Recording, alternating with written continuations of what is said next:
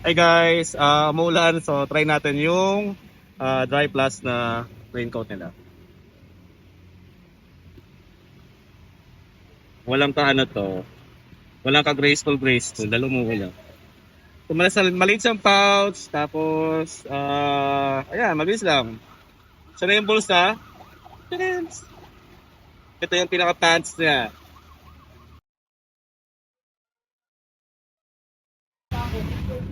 Tapos sa pants, ito yung pinaka jacket natin na raincoat. So maliit lang siya, very comfy, compact. Yeah, bulsa ulit, reversible, and let's go!